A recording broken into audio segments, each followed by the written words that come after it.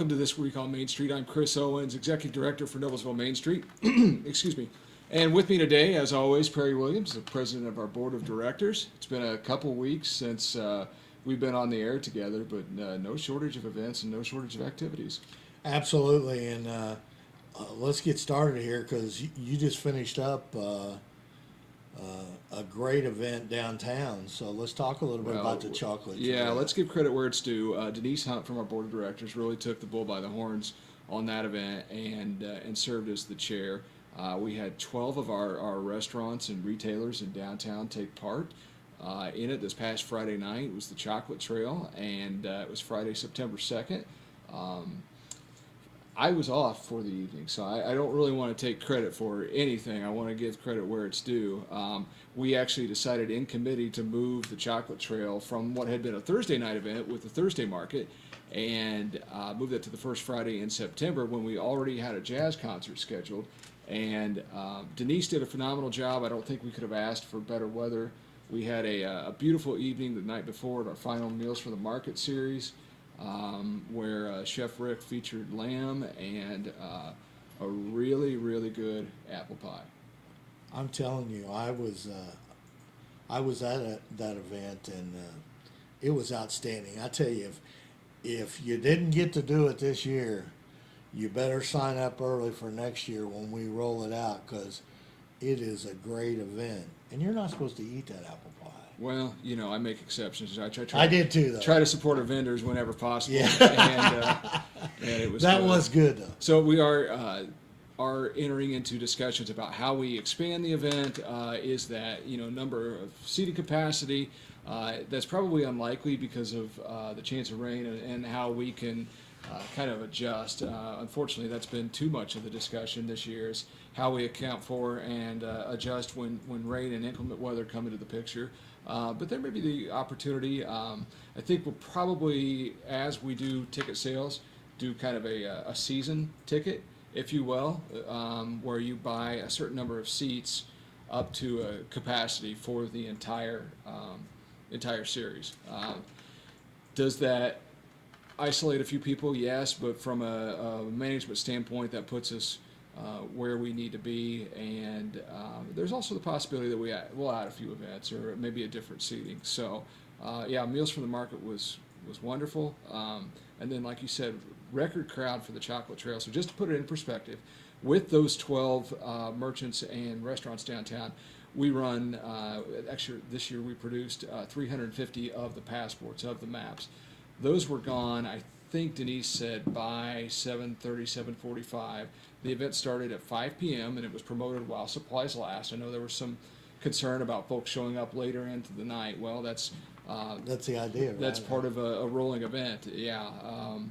I think she said that she distributed those 350, and then had an additional 25 to 50 people looking. So in the past, the Chocolate Trail has averaged around 200 to 250 people.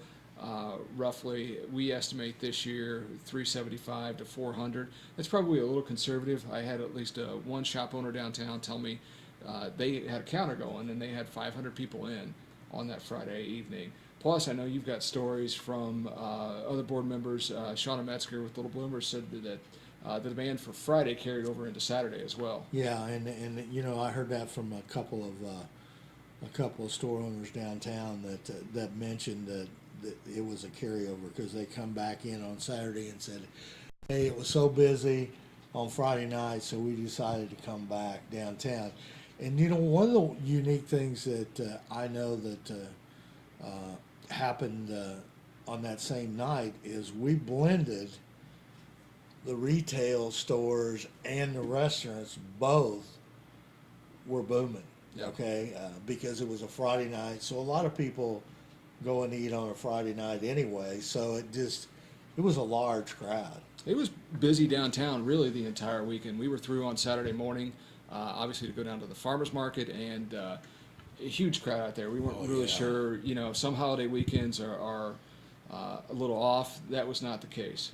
It was busy out there the entire time. I know we had board members out there selling duck race tickets, and they'll be available again this weekend. We'll talk about the duck race coming up in a few minutes, but Yeah, Saturday was busy downtown. If you haven't been downtown too to see the bison that's down there, Yeah, that's we walked back after the farmers market and let the kids take pictures with the bison. It's each county was represented by a bison sculpture at the state fair this year, and lending itself, of course, to the bison that's featured on the state seal.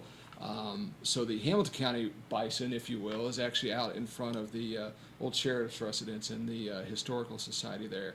I believe it'll be there through the celebration mid-October. I hope I'm not misquoting someone on that. I think you're right on that, but that's you know, I went to the state fair, and that was really quite a sight to see all those counties with their decorated bison. Well, And 92 bison is Yeah, well, I mean, the creativity of each one, because each person, I mean, each county designed their own. right, and each city or town was represented on, I believe, the side of the bison as well. So kind of a neat thing. If you haven't been downtown to see it, definitely check that out.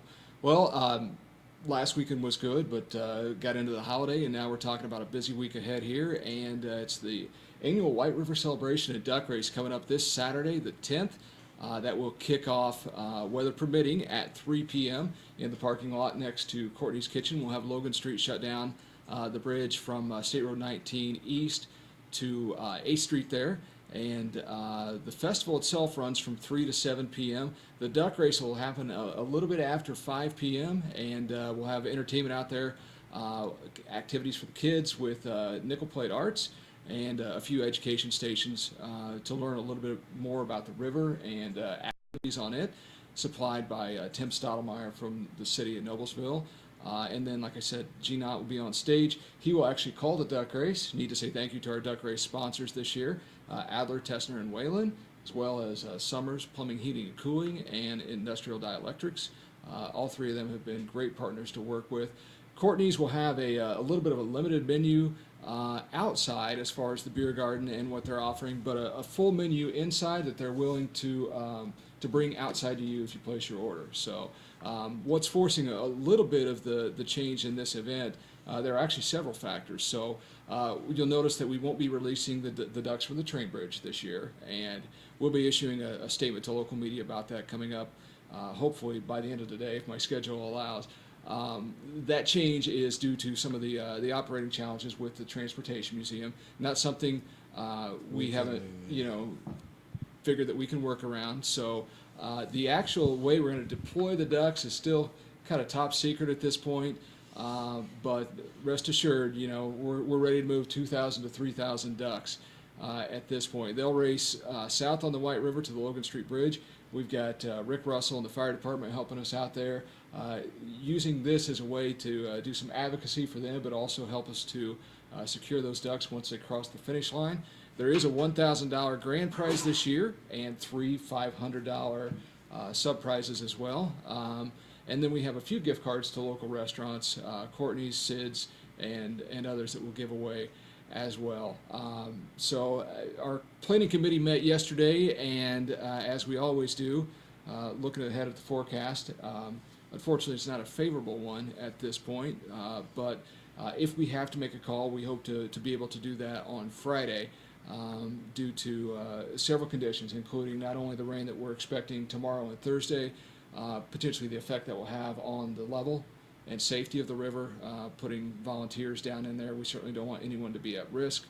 It also affects the pace of the race, especially once the ducks are dropped or deployed.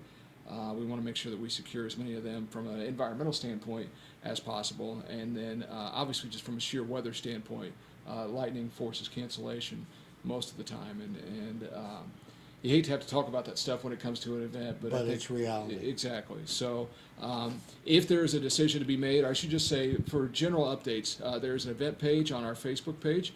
You can check that out, and we will be posting as real time as possible to all of our social media accounts. So our Twitter page is at Main Street. We're also on Instagram at Noblesville Main Street and Facebook.com /Noblesville Main Street. I point those out because it's so much easier to spread information from the field in that manner. To get something on our website, it's a little bit more involved.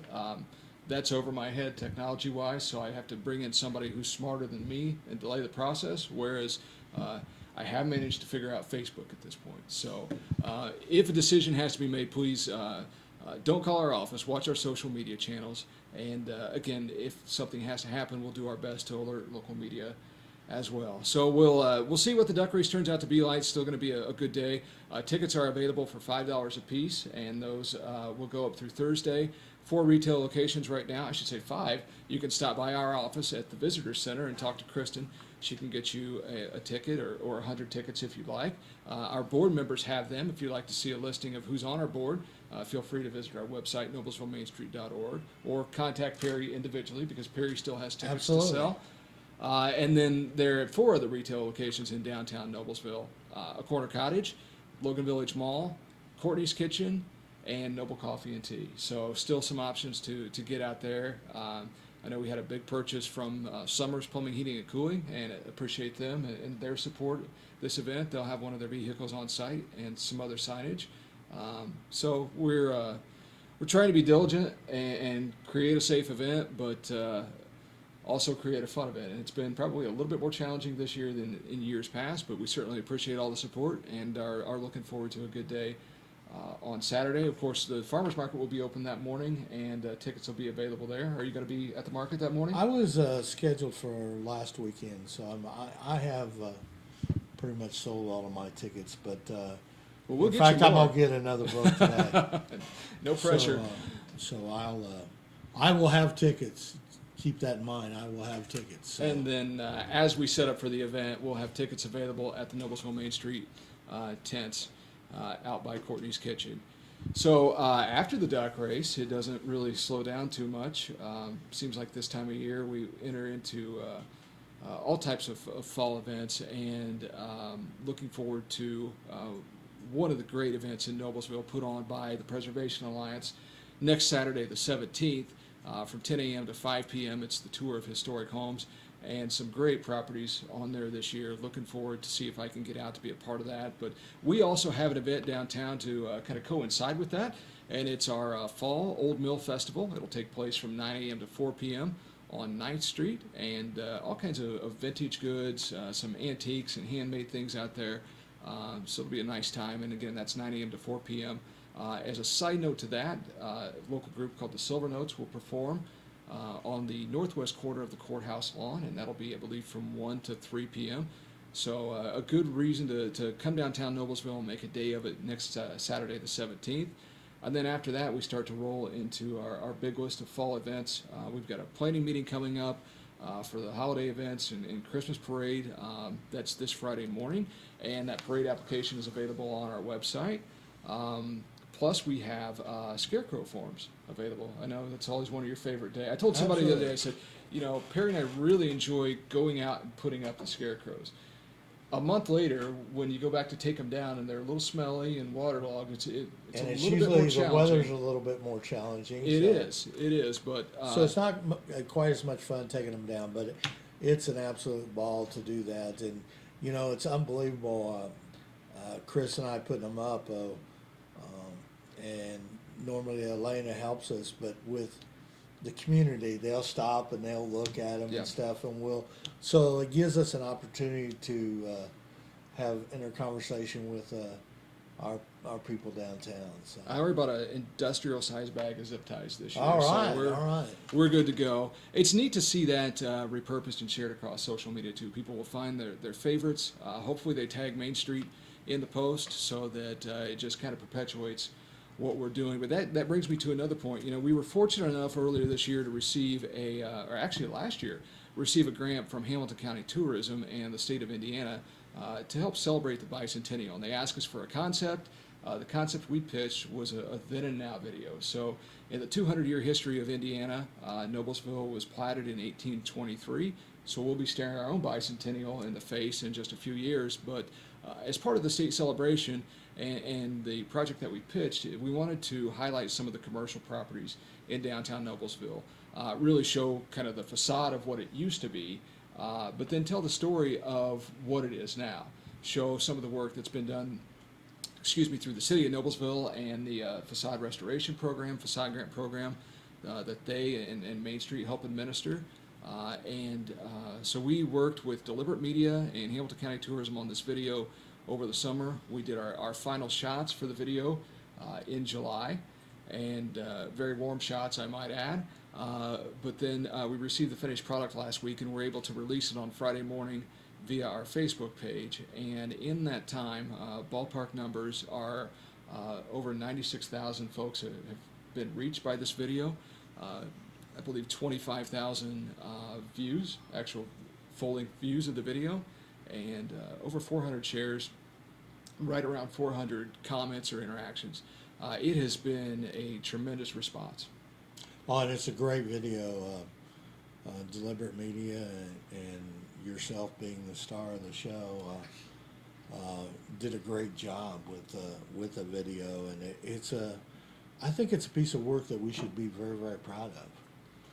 We've had it suggested to us that potentially this could turn into a video series, and we are very open to that should funding lend itself that way. So always a sponsorship opportunity out there, but again, I don't want to dismiss what Hamilton County Tourism and the state allowed us to do through this video. So if you haven't seen it yet, visit our Facebook page. It's pinned at the top. I know Jim has shared it through social media. You've shared it through social media. Help us to continue the story. Go not only view that, but help us to share the video as well.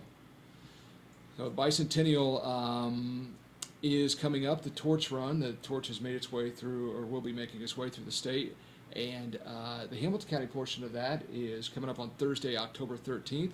We'll have an event in downtown to kind of cap the day off. The torch makes its way into Hamilton County through Carmel, and Hamilton County Tourism published the route yesterday. I believe it was in several of the local papers this morning. But make its way into Carmel, into Westfield, and then down to Fishers, and through Conner Prairie, and then back up to us. We're going to have a big celebration downtown. At 9th Street and Logan Street will be closed. We'll have some community booths out there, kind of an Indiana-themed artisan marketplace. We've got a band booked, and should be several dignitaries in attendance, depending on what the legislative calendar looks like at that point. But it'll be a great evening, so mark your calendar now for the Bicentennial celebration. It'll be, I believe we have it scheduled for either 5 or 6 p.m. to 9 p.m. in downtown Noblesville on the 13th. And then just a couple of days later, it's the end of the farmers market for 2016, and that's always a fun Saturday. We're working with 5 of our local fire departments to try and secure teams for the Firefighter Chili Cook-Off, which is a fundraiser for their fallen firefighter memorial. Of course, you saw the traction on that on social media earlier this year as the Schwartz family made their way out west to pick up that. You know, and the one thing about that, that trip that the Schwartzes took out there to pick that up, that had to be a great trip because that's that memorial is going to be a great thing, and I think it's going to be a big addition along the White River there for years and years and years to come, and it's for a very good cause. And to be quite honest, I've been to the chili cook-offs. That's quite competitive. Those guys, they're very proud of what they do on each one of the fire stations. So yeah, it'll be a good Saturday. Hard to believe that we're already talking about the potential last farmers market of the year. Seems like we were just talking about, getting it started, the location and the fact that we're going to be back at Riverview. I want to say thank you to a couple people that are out there on a weekly basis. I hear so many compliments, and really try to defer those to the people that deserve them. Paul Wood, our market master, does a great job. Paul has served us, I believe this is his 3rd year in the role, and really has a wonderful rapport with the vendors that are out there. Really has done a nice job executing the farmers market, even when I throw him curveballs for changes and things like that. And then Kristen Hyatt from our staff, our executive assistant, has served as our on-site SNAP coordinator and FreshBucks coordinator this year, as well as all the other questions she has to answer about the direction of the organization and just what is Main Street up to. And so I want to make sure we thank them for their time and efforts. And our board members have done a good job of supporting out there and selling duck race tickets. And we're very excited to make the transition in 2017 to Federal Hill Commons. As the weather cools, we'll be working on more education about what is going to be available to us, both from the vendor standpoint and the patron standpoint. We're working through parking challenges. We're going to lose a few parking spots, but what can we do to encourage the walkability of the market? Community wellness is certainly something that, when you care about your community the way that we do, we want to make sure that we're fostering, but also we want to make sure the accessibility and walkability of the market is a topic that we address. And so ongoing discussions are happening there.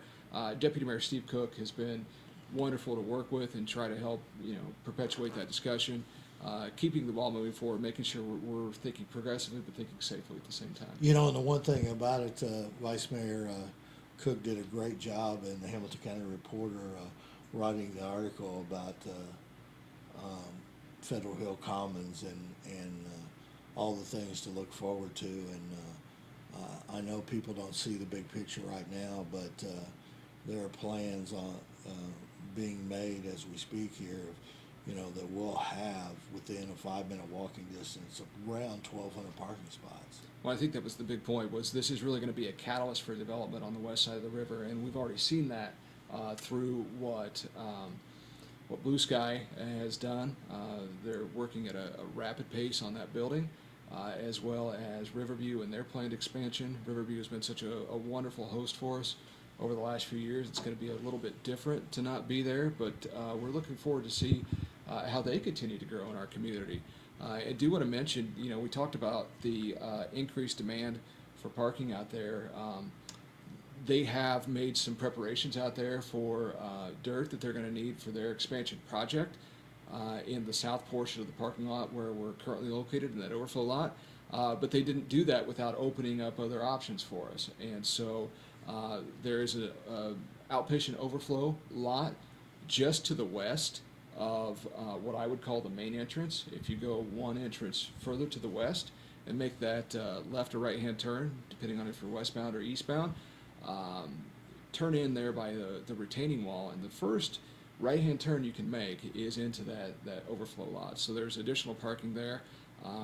Unfortunately, we had some folks decide to drive over the barricade last week and move the barricade. That's not a good option, and out of respect for the folks who donate the site to us, we would ask that not happen again, to the point where we may have to station volunteers in that area to prevent that from happening. But just know there is additional parking available. We've made that very clear on all of our social media channels, and we'll continue to do so.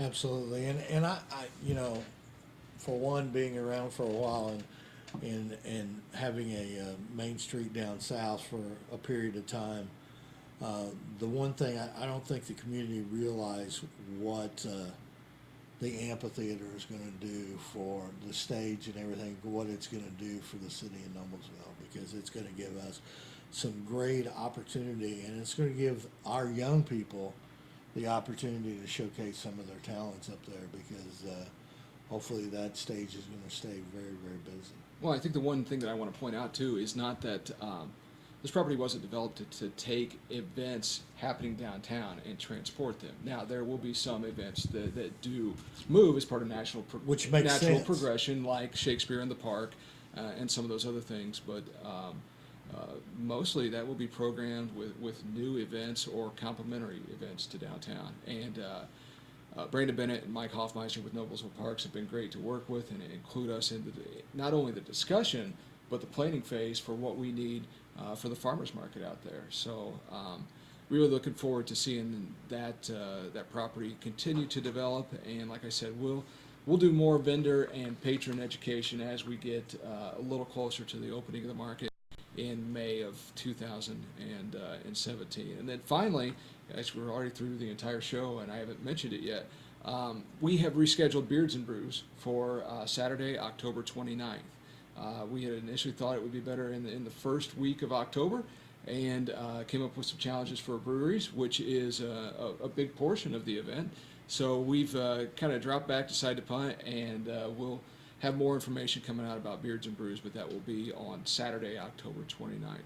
And then last but not least, we've got a meeting coming up next week where we're rolling out our year-end fundraising campaign, and I'm really excited about this. So we'll be talking about that in coming weeks. But go ahead and mark your calendar now for Sunday, December 4th. We'll be doing our holiday dinner at Mateo's. That's going to be a busy couple weeks in there with Thanksgiving and Small Business Saturday and whatnot. But we want to really push this opportunity, a chance to come celebrate a very successful year with us and much of the community. So that's all I have for this week. Sounds great. We'll be back in a couple weeks with This Week on Main Street.